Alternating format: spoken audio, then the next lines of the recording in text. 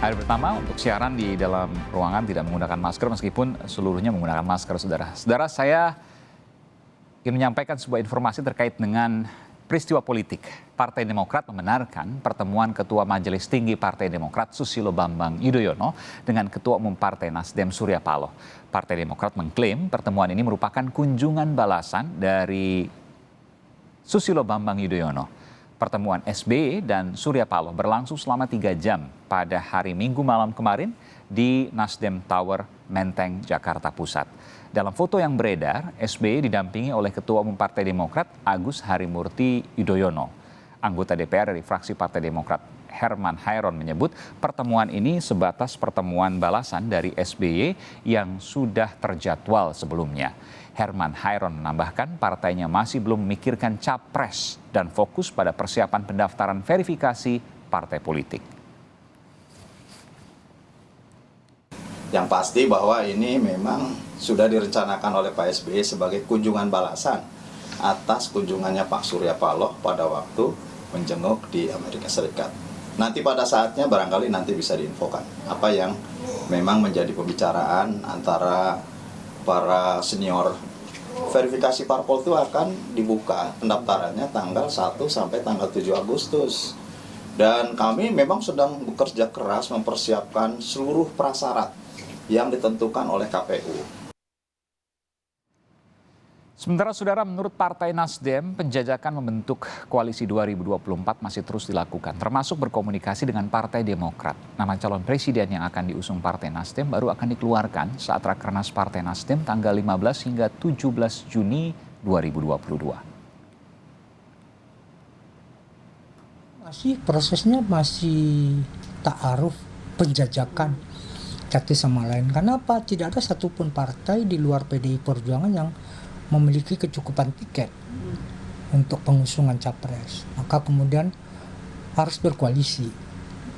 Nasdem dengan Demokrat itu masih kurang. Butuh satu partai lagi. Saudara, apa makna di balik pertemuan antara Ketua Majelis Tinggi Partai Demokrat Susilo Bambang Yudhoyono dengan Ketua Umum Partai Nasdem Surya Paloh? Apakah akan mengarah pada suatu koalisi baru nantinya? Kita akan tanyakan kepada Ketua DPP Partai Nasdem Willy Aditya, kemudian ada Herzaki Mahendra Putra, Kepala Badan Komunikasi Strategis Partai Demokrat, dan Direktur Eksekutif Indikator Politik Indonesia Burhanuddin Muhtadi. Selamat malam Bapak-Bapak, sehat selalu. Malam, Bung Herman. Malam. Kalau kita bicara soal politik, maka simbol menjadi penting. Simbolnya adalah berbagai partai politik, saya sebutkan misalnya Gerindra, Golkar, kemarin Demokrat, dan ada beberapa lagi, ketemu di kantor Partai Nasdem. Artinya menyambangi kantor Partai Nasdem. Bung Burhan sudah bergabung? Oke, baik, nanti saya akan ke Bung Burhan. Saya ingin tanya dulu ke Bung Herzaki deh, kalau ke Partai Nasdem nanti takutnya terlalu GR. Ada apa sesungguhnya? Kok mau sih nyambangi Partai Nasdem di Nasdem Tower? Baru sih memang. Bagus lagi gedungnya. Makasih, Bang. Ya. Jadi memang Ketua Majelis Tinggi Partai Demokrat yang juga Presiden RI ke-6 Bapak Susilo Bambang Yudhoyono pada hari Minggu kemarin ya, Minggu malam, jam 7 malam itu memang ini kok ada feedback. Ya, ada feedback dari mana ya? Bisa dikurangi volumenya mungkin, Bung Herzaki. Oke, silakan. Ya, mohon maaf. Ya. Baik, Halo? silakan Bung Zaki. Apakah suara saya cukup jelas? Nah, jelas sudah. Oke. Ya, jadi memang pertemuan kemarin Minggu malam itu Bapak SBY selaku Ketua Majelis Tinggi Partai Demokrat itu hadir ke Nasdem Tower, ya, datang ke Nasdem Tower didampingi oleh Mas AHY, Ya. Ketua Umum Partai Demokrat ya, itu dalam konteks ya kunjungan balasan gitu, dalam konteks kunjungan balasan saja, karena waktu itu Pak Surya Paloh hadir dan datang menjenguk beliau, Bapak SBY, ketika beliau sedang dirawat di Amerika Serikat. Ya. Ya, jadi atas doa dan perhatian serta dukungan waktu itu, Pak SBY merasa perlu untuk membalas kunjungannya dari Pak Surya Paloh itu, gitu. Nah, kemudian kan pertanyaan mungkin akan muncul, mengapa baru sekarang ini? Kan begitu. Iya, iya. Nah, ini karena memang Pak SBY sedang menunggu kira-kira pandemi COVID kapan bisa mereda. Gitu. Nah, inilah yang Oke. kemudian baru ketemu jadwalnya kemarin. Karena beliau Ya, juga antara diminta kunjungan baru dari kekeluargaan Pakistan, ya. dengan kunjungan partai politik kan agak berbeda. Tapi kalau dicari-cari ya sah-sah saja. Tapi saya ingin pertanyaan juga, saya punya informasi juga. Bahwa Nasdem sudah mengunci Anies Baswedan. Oleh karena itu, Demokrat datang ke Nasdem untuk melamar Anies Baswedan. Entah siapa yang capres, entah cawapres. Betul nggak, Bung Herzaki? Ya, kalau dari kami, jelas ini kan pertemuan dua sahabat lama. Oke. Pak SBY dan juga Pak Pertanyaan Surya saya nggak Paloh. dibantah dulu ya tapi ya. Ya, saya hanya sampaikan bahwa Oke. ini kan pertemuan dua sahabat lama. Kalau Ya. misalnya kita bicara mengenai politik, apakah ada pembahasan isu politik? Tentunya ada. Hanya saja saya tidak bisa menjawab apa-apa terkait apa yang dibahas di dalam. Karena hanya beliau berdua saja yang sebenarnya yang mengetahui seperti apa isi pembicaraan terkait politik. Tetapi hal-hal lainnya lebih kepada sifat kekeluargaan. Jadi belum bisa nih kami mengkonfirmasi terkait hal ini, Pak. Oke, yang jelas saya harus konfirmasi juga bahwa pernyataan saya tadi tidak dibantah. Sekarang saya ke Bung Willy Aditya. Bung Willy, ini luar biasa ya, Nasdem punya gedung yang bagus dan kemudian bertubi-tubi didatangi oleh partai-partai. Agak terlalu dini untuk mengatakan Nasdem sebagai kingmaker karena kalau dilihat nggak bisa sendiri juga, minimal harus berdua atau bahkan bertiga dengan partai politik yang lain untuk kemudian mencalonkan capres. Tapi yang saya dengar, kenapa punya posisi kuat? Karena sudah mengunci seorang Anies Baswedan. Benar demikian? Bung Aiman ini memang luar biasa dari dulu. Saya bertanya biasa loh ini. Melakukan praduga, Bung Aiman. Memang saya setuju dengan Bung Aiman katakan tadi, politik itu selalu membutuhkan simbol. Jadi Nasdem Tower menjadikan simbol transformasi peradaban, ya, sekaligus menjadi magnet untuk melakukan komunikasi politik. Ya. Itu yang sejauh ini terjadi. Jadi Nasdem sendiri baru akan rakernas tanggal 15, 16, 17 Juni yang akan menyerahkan 3 nama kepada Ketua Umum Pak Surya Paloh siapa yang akan menjadi capres. Jadi sejauh ini 3 namanya pun belum ada, Bung Aiman. Kecuali Aiman Wicaksono tertarik, itu bisa langsung kita kunci juga. Jadi kenapa potongan rambutnya udah persis lah calon presiden. Saya sih naga-naganya kalau obrolan Pak SBY dengan Pak Surya semalam banyak tentang transformasi kepemimpinan kepada anak-anak muda yang lebih fresh, ya salah satunya adalah Aiman Wicaksono yang saya lihat ya. Aduh. Terima kasih. Tapi saya masih ingin duduk di sini soalnya. Oh gitu ya. Presiden juga bisa duduk di sana kan? Oke. Jadi Ya, lebih gimana, banyak Bung Willy? Silakan. dialog, Bung Aiman. Karena apa? Kami sadar diri, Bung Aiman. Kami awalnya kan ingin menghelat konvensi, tapi kan tidak memiliki kecukupan syarat untuk mengusung calon presiden sendiri, maka kemudian dialog dibutuhkan sebagai bridging untuk kemudian membangun blok politik. Nah, sejauh ini memang blok politik itu dibangun berdasarkan magnitude-nya itu calon presiden. Maka kemudian step by step kami ingin membereskan siapa capresnya, lalu kemudian sembari berjalan membangun koalisi. Jadi itu sebuah pilihan yang rasional dan kemudian kami juga tidak langsung masuk ke satu nama.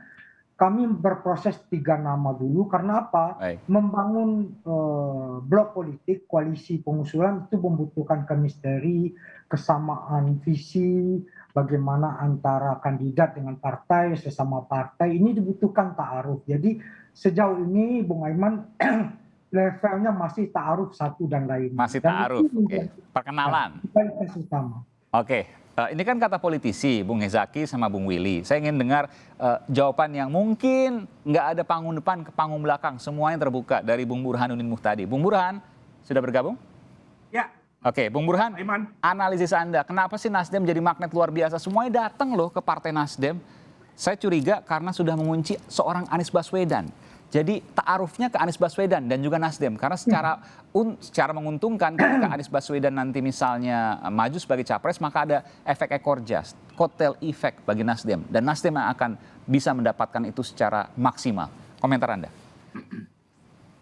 Ya ini pertama begini, pertama Nasdem ini partai peraih kursi terbesar keempat hasil pemilu 2019.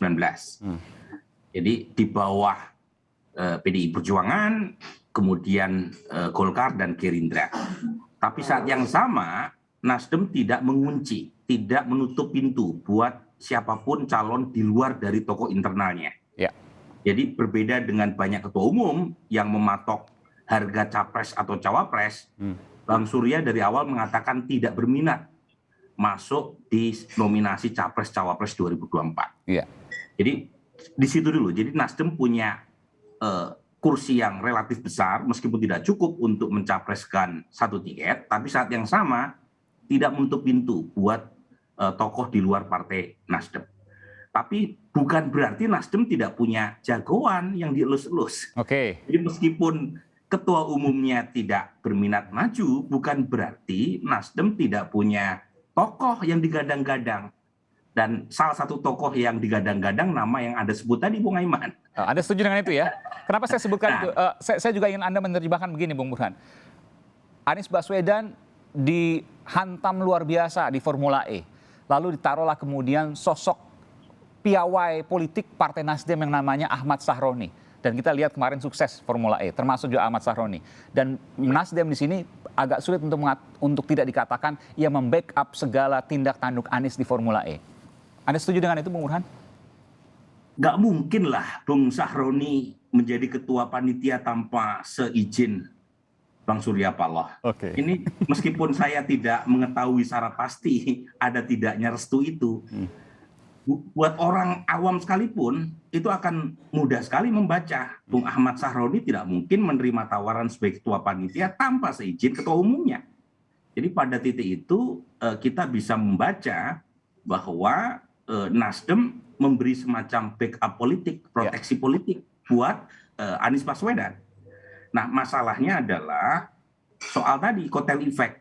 Kan begini, meskipun Nasdem tidak punya tokoh yang dicapreskan dari internal, satu bukan berarti tidak punya tokoh yang dielus-elus. Yang kedua, tentu dalam soal siapa yang akan diusung sangat ditentukan oleh seberapa besar kepentingan subjektif Nasdem itu terwakili oleh tokoh yang bersangkutan. Iya. Karena tokoh tersebut kan tidak ikut berkeringat, berdarah-darah secara langsung di Nasdem. Tetapi setidaknya ada efek elektoral yang dipetik oleh Nasdem kalau misalnya tokoh yang bersangkutan dinominasikan oleh Nasdem. Nah, kepentingan subjektif itu satu, seberapa besar tokoh yang bersangkutan itu punya kotel efek buat Nasdem. Itu satu. Yang kedua, seberapa besar tokoh yang bersangkutan itu menaikkan posisi tawar Nasdem juga. Nah, kalau misalnya Ganjar ini milik partai lain, termasuk juga ketua umumnya Bung Herzaki itu punya Partai Demokrat. Nah, sekarang di antara tokoh yang elektabilitasnya memadai dan saat yang sama tidak dimiliki oleh partai lain, nah itulah yang mungkin akan memberi semacam kepentingan subjektif Nasdem bisa terwakili. Dan prioritas teratas adalah Anies Baswedan. Anda mau mengatakan itu? Karena kalau mengerucut dari apa yang Anda katakan ya cuma Anies Baswedan, 3 besar. Sebenarnya ada selain Anies ada Ganjar. Ini bacaan saya ya. Tapi kan udah ada pemiliknya. Nggak bisa ditaarufin gitu. Cuma Ganjar ini kan mereknya udah merek partai lain. Nah, pertanyaannya, Ganjar bersedia nggak dicapreskan oleh Nasdem? Nah, kalau misalnya masih menunggu ibu, kan nggak salah juga kalau kemudian Nasdem melirik yang lain. Oke. Kalau misalnya pengen dicapreskan kan berarti yang bersangkutan harus memberikan public acceptance. Nah, kalau yang bersangkutan nggak bersedia kan itu namanya membuat malu Nasdem. Jadi pada titik itu sangat wajar kalau kemudian Nasdem harus put eggs in more than one basket gitu ya. Karena kalau misalnya masukin telur hanya di satu keranjang dan keranjangnya jebol, ya sudah, susah itu cari opsi yang lain. Bung Willy, jadi pilihannya yang paling mungkin adalah Anies Baswedan dan mungkin saja Anies Baswedan merasa hutang budi kepada Nasdem terkait dengan Formula E kemarin. Ya, kalau tafsir ya kita. Tapi kan masuk logika, Bung Willy ya. Hah? Anda kan orang ya, politik, tafsir ini masuk logika dong. Kalau taati gatuk ya monggo bangun gitu ya. Tapi sejauh ini janur kuning jangankan ijab kabul ya, janur kuning aja belum, undangan belum. Masih 3 nama rencananya. Kami konsisten, kami sadar diri, kami mencoba rendah hati untuk kemudian mampu memberikan putra-putri terbaik untuk Republik. Maka kemudian Rakernas besok masih tetap 3 nama.